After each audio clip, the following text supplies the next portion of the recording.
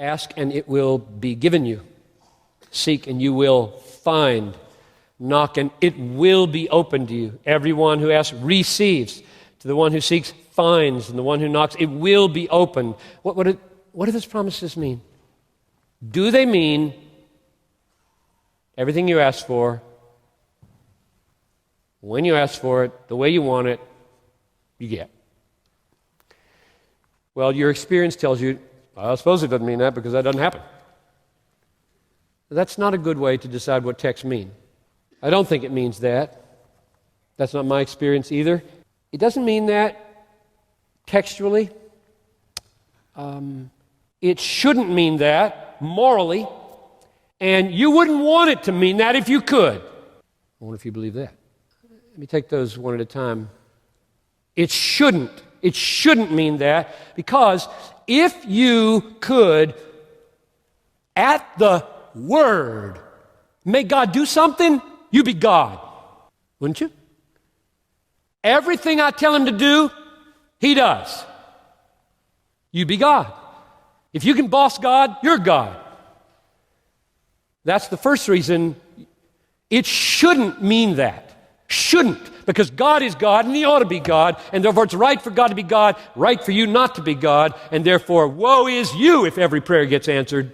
Secondly, you wouldn't want it to mean that. I think I might write the Star article this week, if I can manage the creativity, about what happens to the man who the president finds out every one of his prayers gets answered. So you'd be shipped off to Washington immediately. Okay? Now, pray about Iraq. Pray this. And as soon as you pray that, somebody's going to shoot you dead. Or somebody else is going to tell you to pray this.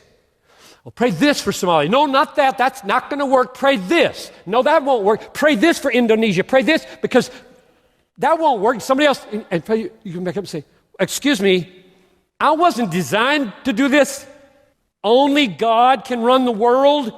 I cannot run the world. Well, then you just better stop being so eager to be able to have all your prayers answered. So you wouldn't want it, I promise. You'd be crushed in a minute or assassinated as soon as somebody found out everything you asked for came true. You don't want that. Now here's that. All that's irrelevant because it's not in the text. I'm just telling you, biblically, that's you don't want to go there. But what does the text mean? That's the question. What does the text mean? So the reason I say not only should it not mean that everything you ask for you get, and you wouldn't want it to mean that, but it doesn't mean that. That's my third and final observation. And the reason I say it is because it looks to me like Jesus is so carefully saying, now, if you as a father have a son who asks him for bread, would you give him a stone? No, you won't give him a stone. If he asks for fish, egg, would you give him a serpent? No, you won't give him a serpent. Doesn't that beckon us to ask this? What if the kid asks for a serpent? I think it's unmistakably clear in this text that God would not give it to him. Fathers don't give poisonous snakes to 3-year-olds. They don't do it no matter what the kid is crying for in the pet shop. Can I hold it? Can I hold the rattlesnake? It just makes such cute noise. I like his teeth. You just say, you don't understand. You don't understand. No, the answer is no, because I love you.